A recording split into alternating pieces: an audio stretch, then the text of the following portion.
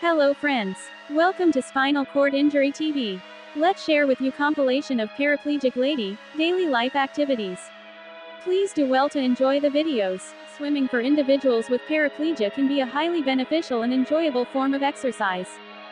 Swimming is a non-weight bearing and low-impact exercise, which is beneficial for individuals with limited mobility or those who may experience joint pain or discomfort with higher impact activities. It also helps improve cardiovascular fitness. Swimming engages the cardiovascular system, helping to improve heart and lung health.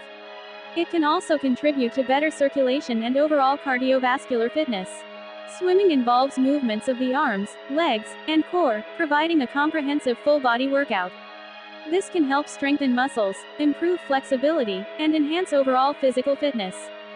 When engaging in adaptive swimming as a person with paraplegia, it's important to work with qualified instructors or therapists who have experience in adaptive sports and understand the specific needs and abilities of individuals with paralysis.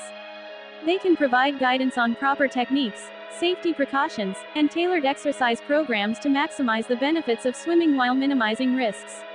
Living life as a paraplegia should not limit or restrain you to experience some adventures. This is my first solo hot tub transfer. I started by laying down a towel just so when I slid across it didn't injure my skin. And then I start by inching my legs forward. Now I do have some spasticity still in my right leg, so that's why it bounces around like that. Then I just kind of start creeping forward.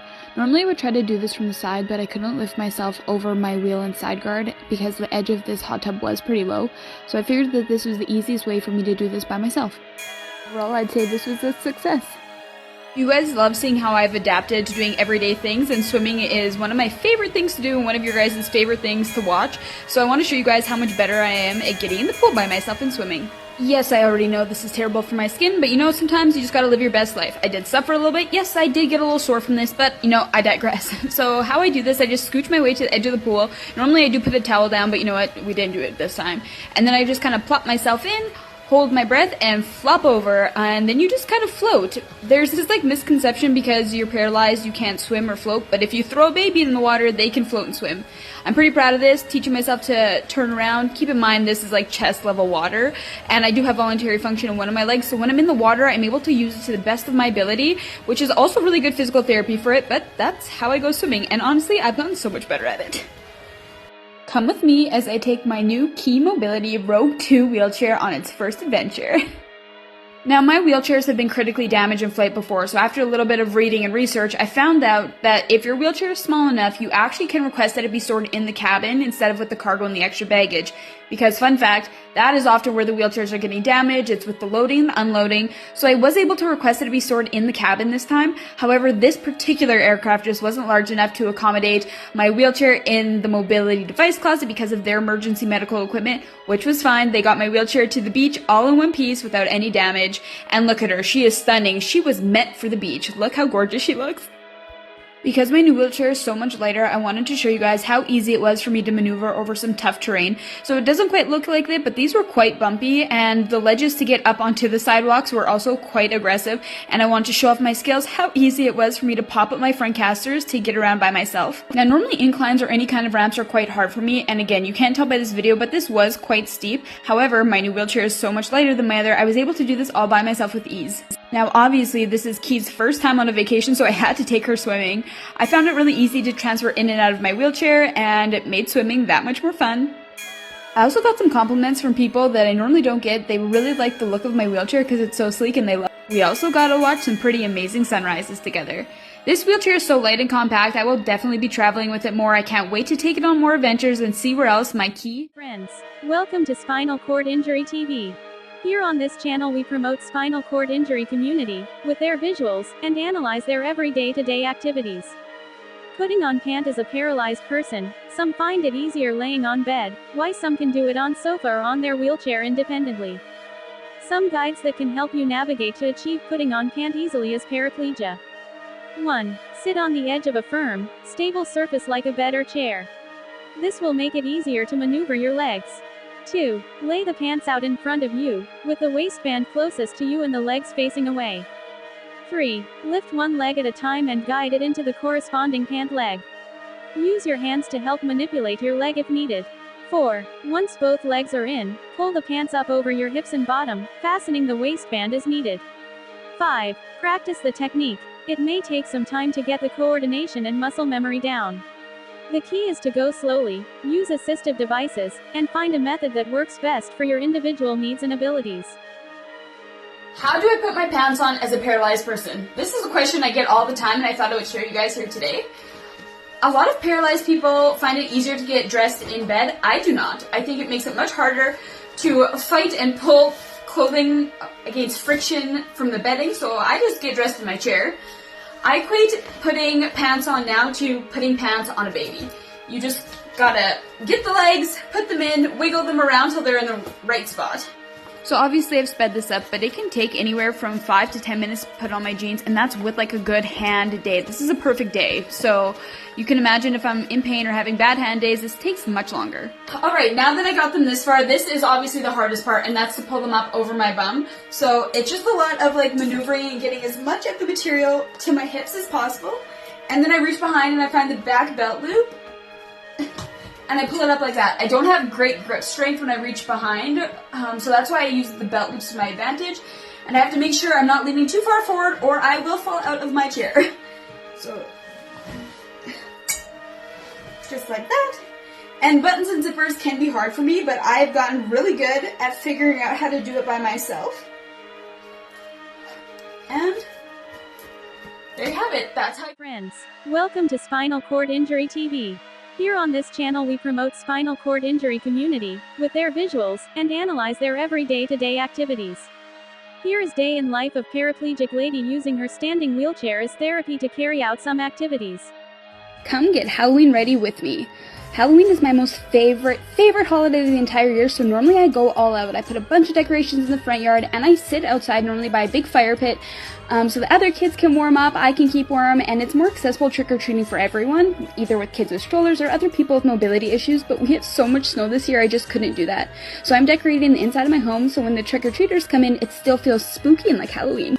That little statue's so cute, it says "Together Forever," and it's a bunch of bones. Very fitting since I just got married.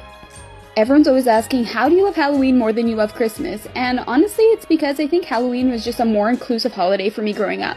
I didn't grow up with a lot, so I always kind of slayed the Halloween game with my homemade costumes, and it didn't matter if we were rich or poor, our costumes were always amazing.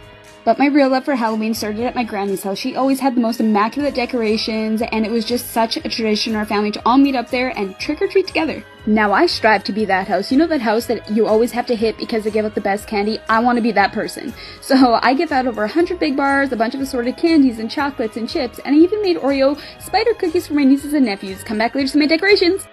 This is what physical therapy looks like for me today. Come and bake with me. Now, I haven't been standing a lot lately because I've been unwell, so I decided to do this in my zine today. It allows me to stand and put weight through my legs, but it also helps support some of my body weight at the same time. Baking is just really great for my dexterity and my arm strength, and I do have a stand mixer that would have made this way easier, but it's physical therapy, so we made them all by hand, which is both incredibly mentally and physically exhausting for me because my body doesn't always do what I want it to do. It's very frustrating. I'm using these pillows to help with support. I have a little bit of low core tone, so I just needed more support. That's what those are about.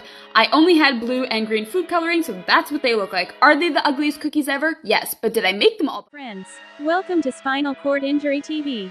Here on this channel we promote spinal cord injury community, with their visuals, and analyze their every day-to-day activities. For every miles individuals being a wheelchair user has cover in life is worth celebrating all the time as a survival. The date to celebrate International Wheelchair Day may be behind us, but celebrating every moment as a wheelchair user is what's celebrating. Here are individuals celebrating their wins as a wheelchair user as International Wheelchair Day. International Wheelchair Day is observed annually on March 1st to raise awareness and celebrate the lives and achievements of wheelchair users worldwide. The day was first celebrated in 2008 and is aimed at promoting the independence, dignity and full participation in society of wheelchair users. The day encourages wheelchair users to get out and about, participate in their communities, and showcase their abilities. The day celebrates the progress that has been made in wheelchair accessibility and technology, while also highlighting the ongoing challenges wheelchair users face in terms of access, inclusion and social stigma. The goal is to change perceptions about wheelchair users and showcase their talents, skills and contributions. Friends, welcome to Spinal Cord Injury TV. Here on this channel we promote spinal cord injury community, with their visuals, and analyze their every day-to-day activities. Having an accessible home or visiting apartment is very important for a wheelchair users. Some key factors to consider for an accessible apartment for wheelchair user. Wide doorways at least 32 inches, and hallways at least 5 feet wide to allow for easy wheelchair maneuverability. No step or ramped entrances to the home and between rooms. Lowered countertops, cabinets, and light switches no higher than 48 inches that are reachable from a seated position. Accessible bathroom with a roll-in shower, lowered sink, and grab bars near the toilet. Reinforced walls to allow for future installation of additional grab bars as needed. Automatic or remote-controlled doors, windows, and appliances. Ample maneuvering space in each room, with furniture arranged for easy mobility. Hardwood, laminate, or low-pile carpet flooring for smooth wheelchair rolling. Emergency alert systems or smart home technology for safety and independence. The goal is to create a home environment that maximizes mobility, independence, and safety for the wheelchair user. Working with an occupational therapist or accessibility designer can help identify the right modifications for the individual's needs. What is up, everyone? Recently I posted this video about my shower experience, and there was a lot of questions like, why didn't you enjoy what wasn't good about it? And let me explain why. When I first came here, I was super excited to see a fully accessible bathroom with lots of handrails, an accessible shower bench, and a shower head that I could hold by myself and could aim at the shower bench. However, there's a big fundamental flaw here with the way that this was built. This handbar makes no sense where it was placed. Not only does it dig into your spine when you sit there, it pushes you off the bench. I'm 105 pounds and 5'1", so I'm very tiny. I should be able to sit on this seat with ease, but I will show you right away that is not the case. And my fiance actually had to brace me to help hold me on the seat so I wouldn't slip off, because when it gets wet, it was very slippery. Someone with a complete level injury would not have been able to sit on that. This would be good for someone who has, I would say, partially to full body control. Otherwise, it just wasn't a great option, and let me show you why. I'm gonna brace with my wheelchair here, but you can see that this bar is digging right into my spine, and not only is this incredibly painful for me because I had a fracture here, so that spot in my spine is very sensitive, but you can see that my bum is literally off of this seat right now, and the second that this got wet, it was incredibly slippery. Like I said, my fiance had to hold me here, so I would not consider this fully accessible. This is just a design flaw. I don't think it's necessarily a flaw with the whole hotel, though there is a bunch of other ones that I will showcase here for you in a moment, but this could be made a little bit better. This is what I would consider minimally accessible. I think a lot of places get away with deeming things accessible because they do what they think is right, and this just didn't meet the mark. This is the closet where we would hang all of our stuff. I can't reach there, it's way too high. The iron, the board, everything was in there, and nothing in here I could reach, so the only place I had to put my laundry and my clothes was in here. Keep in mind, again, I am very fortunate where I have someone who can help me all the time, but there's a lot of people who are in wheelchairs who are independent or want to be independent and travel alone. So I don't think that this would have been a great option if you were here for a long stay or like a vacation. This would have been good for a short stay and just to meet the bare minimum requirements. Again, this room is deemed accessible, but I consider it minimally accessible. This is our balcony, but as you can see, and I'll show a little clip here, how big this step is. I could never get over this by myself, obviously. The other thing that makes it very inaccessible is that I cannot open this by myself. Even if I wanted to open the window for fresh air, I couldn't because it's too hard to open. For someone with limited arm, hand, and core function, this just isn't accessible. And I'm going to show you one other thing. The other thing is how tight these spaces are. So to make this accessible, Ryan had to move this chair out of my way because it is very tight. Again, I have a very, very small wheelchair, so this is snug even for me. Anyone with a larger wheelchair, this would not be very accessible. I keep getting hung up on this.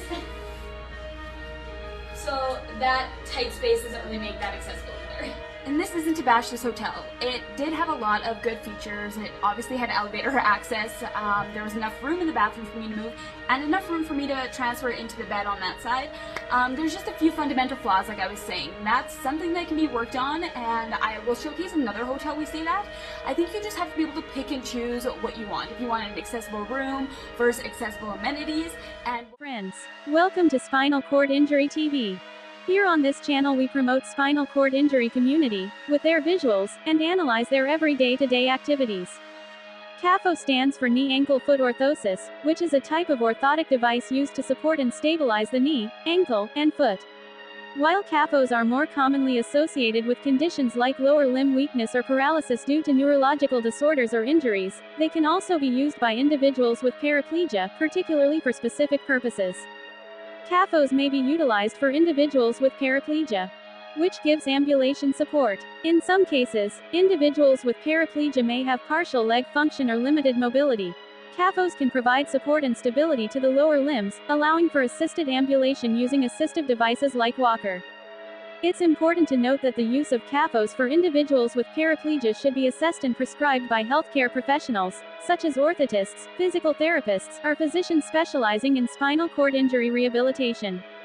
They can evaluate the individual's condition, functional abilities, and goals to determine the most appropriate orthotic intervention and ensure proper fit, function, and safety. I had to have a new KFO made because my leg has atrophied too much and my old KFO no longer fits. And it's too big by a lot, by more than a couple inches. As you can see here, I can fit my whole arm beside my leg in the brace, and this is as tight as it can go, so it's not offering the stability I need to walk accurately, so we needed a new one. We had to go right back to the beginning, so I had to have my leg recasted for my new brace. They couldn't use my old cast because it was just far too big. This is the mold, so my new KFO will look exactly like my old one. It will be pink. Again, this is just the casting mold that they're using to make sure they have an accurate fit. Here they're going through all the markings, making sure that everything fits good. There's a few places that need to be taken in some more and some places that need to be cut down, so that is what they're marking here, and just checking to relieve any kind of pressure areas that are happening with this brace. Now they're just marking where to trim down the toe. I did get these shoes for my wedding. They were supposed to be my wedding shoes, but unfortunately Dave doesn't think that the brace in my foot is going to fit in this, even though I sized up. This was my last fit check with my new KFO before the wedding. Over the last year, I've suffered a lot of atrophy and needed a new KFO to help me walk at my wedding. A KFO is a knee, foot, ankle orthotic, and it just helps solidify my leg so I am able to walk and stand a little bit better since that leg is completely paralyzed. I put my new KFO inside my old one so you guys can really see how much my leg has shrunk over the last year, and that's just kind of the nature of this injury. My puppies love when these leg braces come out though, because they think it's time to do physical therapy and walk. It's kind of like play for them. I think she approves. So I love this pair of Nikes so much because it perfectly matched my wedding dress, but they were too snug, so I had to buy two separate pairs of shoes, but it all worked out and I finally have my wedding shoes. It's time to get wedding ready. I think like most people, I got a little stagnant over the summer, just enjoying the summer and the weather, so now it's time to get back in shape. I start with cardio, which is a really fast-paced walk for me outside, and then I come in and play with the dogs. Next, I wake up my legs by using my Paraplate. It just increases circulation and helps get those nerves pumping. I'm really working on getting my good leg nice and strong for the wedding, so that's why I'm not wearing my other leg brace. I'm just trying to focus on my strong leg. I'm also trying to increase my weight bearing tolerance because when I'm upright or putting any weight on my spine, I'm in excruciating pain, so I'm hopeful that this will help with that. Then, like any good workout, I finish with a stretch and a cool down. Again, my back and my hips have been so tight. I really got to work on them, so this stretch kills me. Tummy time is my worst time, but probably the most beneficial. I'm walking outside today for the very first time since, the day of my accident. That's right, I've not walked outside since August 17th of 2020, and I'm super excited because I need to get really strong because in a few months, it is my wedding. My wedding is outside and I need to learn to walk in the grass. So this is my very first attempt, day one of learning to walk in the grass. Ryan proposed to me while I was still in the hospital, and I knew I was walking down that wedding aisle. No matter what it took, I was going to do it. And it's what I've been working toward over the last few years, but I didn't anticipate it to be this hard. The moment I went to push that walker and felt the resistance, I was like, oh crap, am I going to be able to do this? There was so much resistance between that and not being able to pick my leg up enough to get over the grass. I was really starting to panic this first round that I was not going to be able to do it, but it was my first try after all. Just pray to the universe for good things, and we're going to troubleshoot and go for round 2. And that is exactly what we did. Ryan had put these foam pads on my sliders when we first got it, just to make it easier to glide over the floor in my house. So we took those off, and he remembered I still had a slider on one of my old shoes, so we put that on. I use these regularly at physical therapy, and it just really helps to glide over the floor, and apparently the grass, because it really worked. This was still incredibly challenging, and I will need lots of practice, but I think I can do it. And then I got to share this beautiful moment with Ryan. I forget sometimes how tall he is and how comforting he is, and I miss this so much. If I could have stayed in this moment with him forever, I would have. Well, that didn't really go as planned, but I'm not going to get discouraged because that was my very first time trying that. and it will only get better. I have a few months to practice. We will do work on it every day, and I'm walking